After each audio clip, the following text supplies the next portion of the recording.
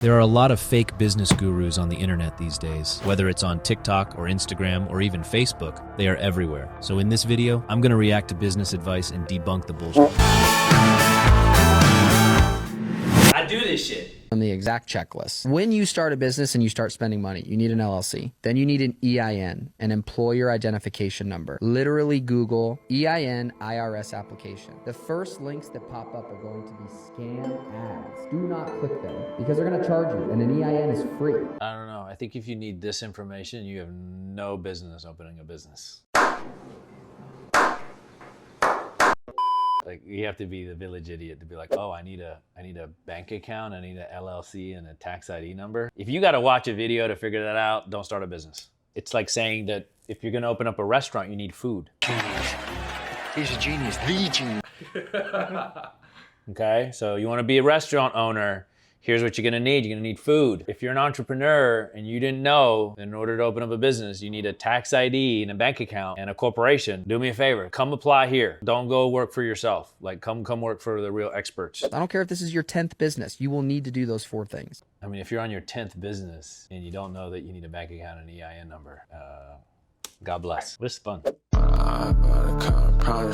Speak up when I hop by the car, I promise I'm gonna speak up when I hop by the cut, I promise I'm gonna speak up when I hop about the cut, I promise I'm gonna.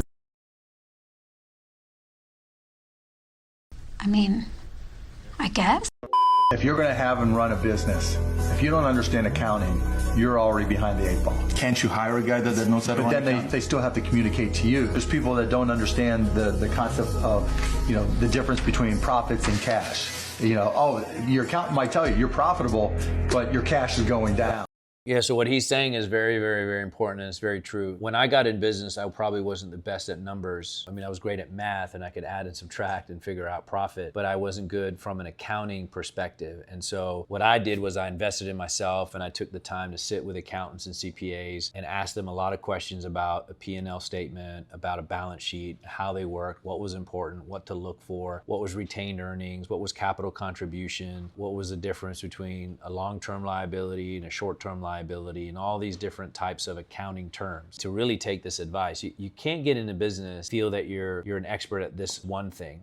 Particularly as you grow and you scale, your Achilles heel is going to be accounting. If you don't understand accounting, you don't understand how they book revenue, and like he's talking about profits and loss, or you could have a business that is on an accrual basis very profitable, but on a cash basis you're losing hundreds of thousands of dollars a month. So that's what he's talking about here, and that's very important to understand the difference.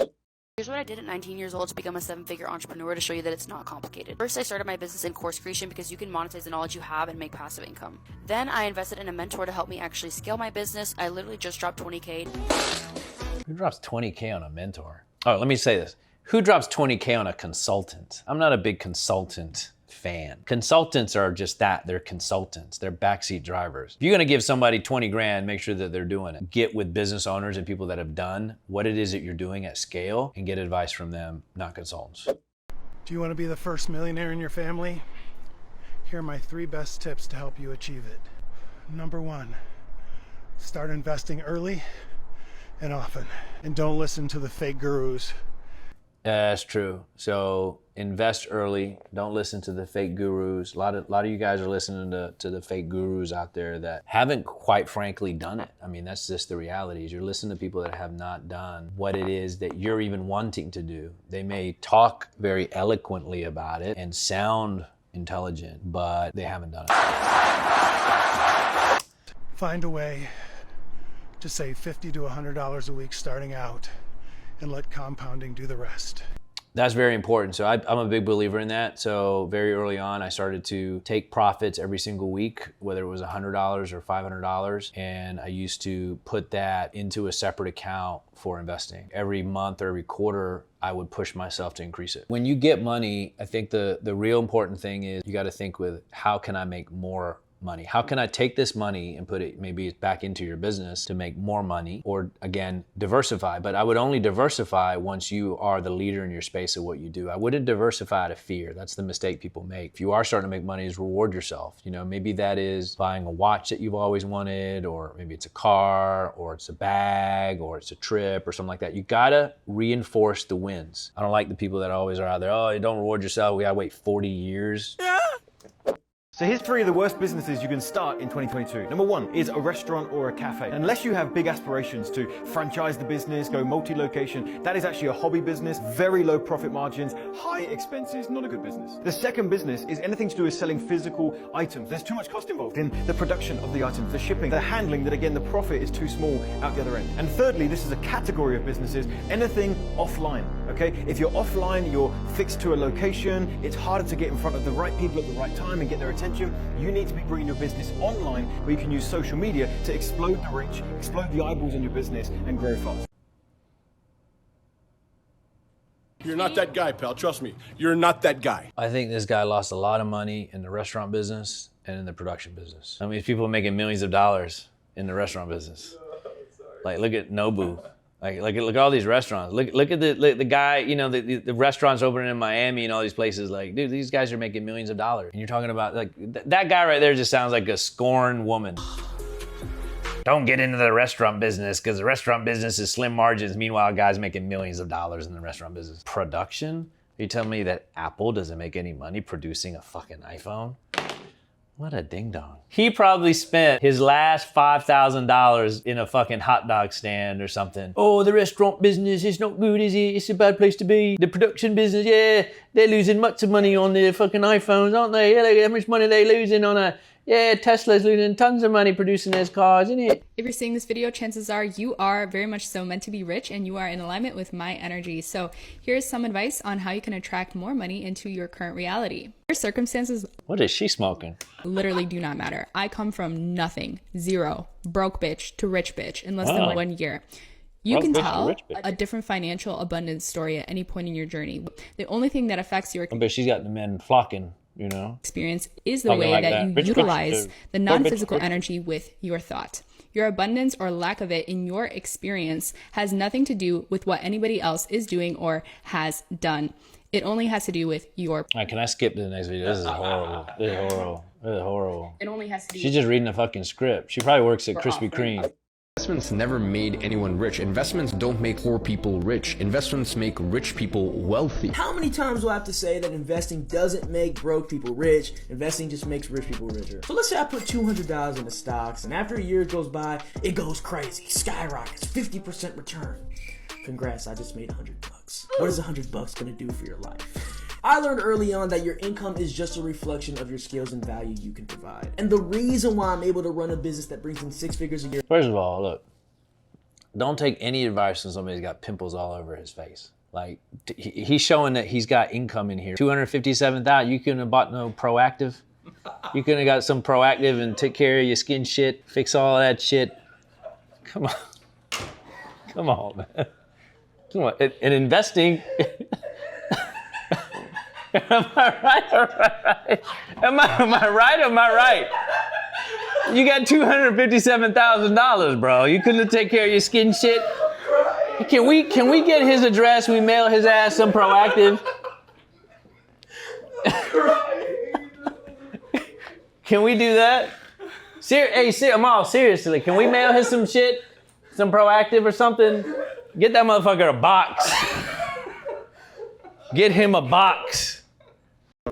Okay? First of all, it's all bullshit about the investing thing. Warren Buffett is an investor. He invested money in companies. I don't know what, again, I wouldn't take advice from these cats, man. I'm not hating on them, I'm just being honest. Like, dude, I grew up, hey, when I was 18, 19 years old, I had my little acne period. But bro, I went and got some Proactive, man. Clean that shit up. Because the desire for money is materialistic and not spiritual. Oh, we got the Krispy Kreme tick on again. You are here in this very now I know she works at Krispy Kreme because I know people like this. That's where they work. You cannot separate yourself at Krispy Kreme. They work at Krispy Kreme. That is spiritual. Right. This is the material universe, and we don't want anything from the material universe in human body, in human form. We don't know. Who's she hanging? Is this Jay Shetty's girlfriend or something? What's going on, man? What the fuck is your $200 in stocks gonna do? You can have a stock, put 200 bucks in, right? And it goes up 50%. It skyrockets, right? Huge news. Your stocks go up 50%. Congratulations, you made $100. What the fuck is that gonna do for your life? Nah, it's true. It's gonna do nothing. That's why I'm not a big stock guy. People are like, hey, you trading and shit. I don't trade, dude. I buy businesses, companies. Don't buy into all this stock BS. These are the things I will never do as a business owner. I have started, grown, and sold multiple businesses over the last 10 years. Number one is to expect my friends to buy from me. If I have a legitimate business with great products and great marketing, I do not need or expect my friends to. That's good advice, actually. Expect my friends to buy. Everybody that wants to start a business, all of a sudden, they're like, my friends said they're gonna support me. Dude, you got like 3 friends.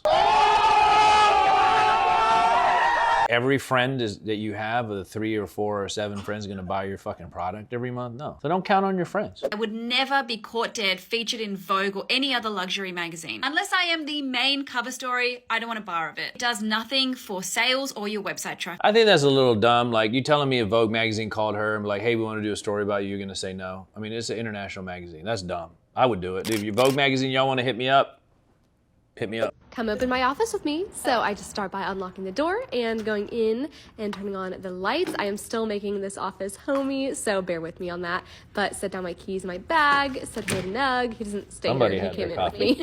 And then open the window because I put this little bench here for him to be able to see outside because he's very, very nosy. Then I went over to my snack bar and started making a cup of coffee. I love these coffee pods that taste like gas station coffee. Oh!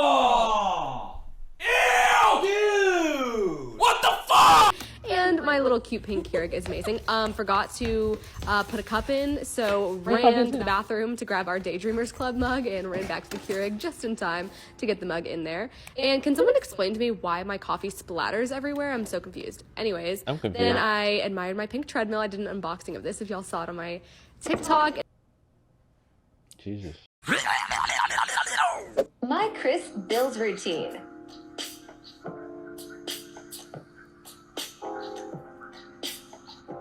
What is she doing?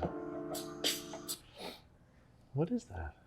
Crazy. What the hell is even that? How I became a millionaire at 22. When I only had $2,000 in savings, instead of spending that on shoes, I invest all of my money to dropshipping. Oh, brother. Now, this website shows you everything you can sell from A to Z. Once you picked out the product you wanted to sell, the app will take care of the backends of the images and the description. I wouldn't buy shit from her. Making money ain't that easy, dude. Like, people that try to sell you on this stuff, like... All you gotta do is set up a store and it's only $20,000 and you're gonna make $50,000 a month and you only have to work 1 hour a day. It pains me to see people still buy, like, are gullible for that stuff. Like, dude, there's no easy route to making money, okay? There's no short route to success. Unless you're gonna go out there and sell drugs or your body, there's no way to make good, legitimate money just like spending an hour a day. That doesn't exist. You guys gotta stop believing in this stuff. You telling me that this girl went from $20,000 to now she's like 1.7 million in sales? No, dude. Here's some boring business ideas that can make you a millionaire. One is ATV rentals. Really think about it. You buy an ATV for a couple of grand, and now you're literally renting these out from anywhere from $250 to $600 a day. You literally recoup the money, and it's all profit after it pays for the first ATV. It's a very boring, unsexy business model, but you make a ton of money, and the margins are phenomenal. Yeah, I know a ton of people that are super successful in the ATV market. Not.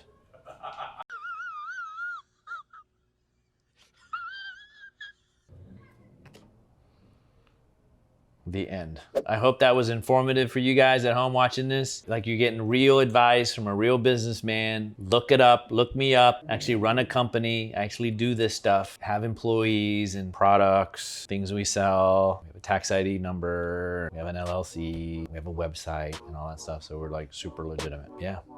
Good night, God bless.